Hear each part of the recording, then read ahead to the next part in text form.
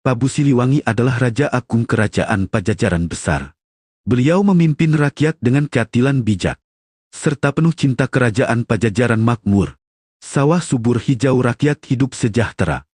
Namun di balik kemegahan kerajaan Pajajaran, sang raja sederhana. Beliau tak pernah terlena oleh tahta atau gemerlap dunia. Baginya seorang pemimpin bukan sekadar berkuasa, tapi juga menjaga rakyatnya, menjaga alamnya, menjaga leluhurnya. Karena itulah Prabu Siliwangi sering menyepi dari istana. Ia berjalan jauh, masuk hutan rimba, menyusuri sungai-sungai. Kadang mendaki gunung, kadang singgah di gua. Kadang duduk di batu. Salah satu tempat yang paling terkenal adalah batu pertapaan. Batu besar kokoh berdiri di tengah hutan. Dikelilingi pepohonan tua. Di atas batu beliau duduk bersila. Menutup mata hening, tak makan minum berhari-hari lamanya.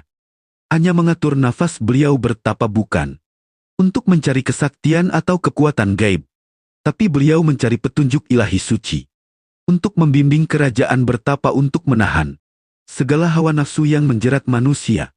Bertapa untuk melatih kekuatan batin sejati yang tak terkalahkan. Waktu warga sekitar percaya tempat pertapaan itu penuh aura mistis. Kadang malam hari terlihat cahaya terang seperti sinar bulan.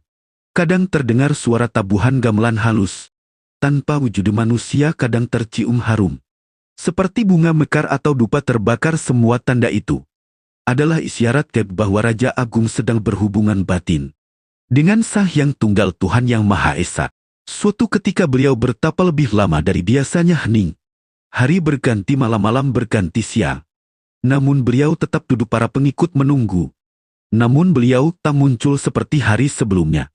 Ketika mereka mendekat, mereka hanya melihat cahaya sangat terang. Tubuh sang raja perlahan menghilang lenyap.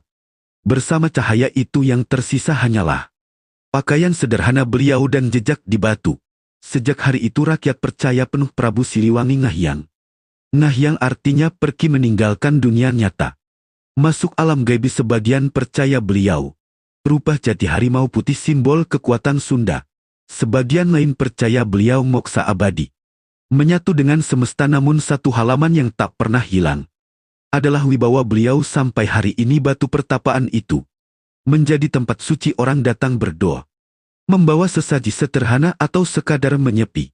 Mereka berharap mendapat ketentraman dalam hati dan berkah kehidupan. Tapi pesan sejati bukanlah sekadar mistis atau halaman gaib. Pesan sejati adalah bahwa seorang manusia harus rendah hati, bahwa seorang pemimpin harus dekat Tuhan dan bijak hati, bahwa manusia sejati harus menundukkan nafsu bukan tunduk dunia, bahwa alam semesta harus dijaga bersama, bukan dieksploitasi rakus. Prabu Siliwangi mengajarkan kekuatan tanpa kebijaksanaan adalah kesia-siaan belaka.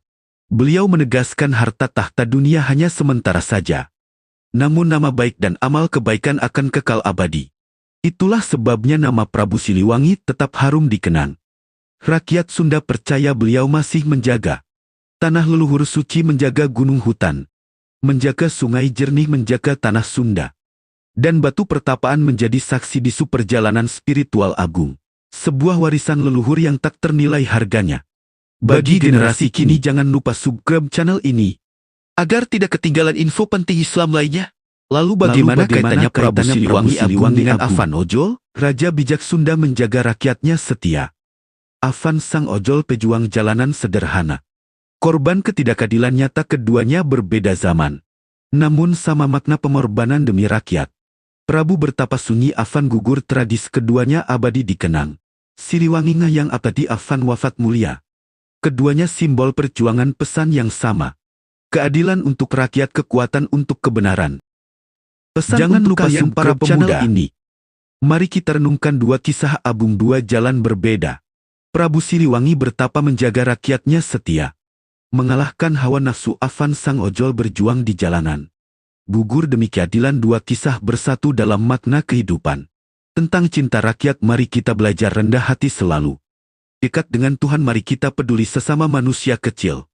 Ya sering terabaikan, mari kita tegakkan keadilan dan kebenaran demi masa depan. Kisah keduanya abadi, memberi pesan suci untuk kita semua. Semoga kita selalu dilindungi Allah dalam setiap langkah. Jangan lupa subscribe ya, agar tidak ketinggal info penting lainnya.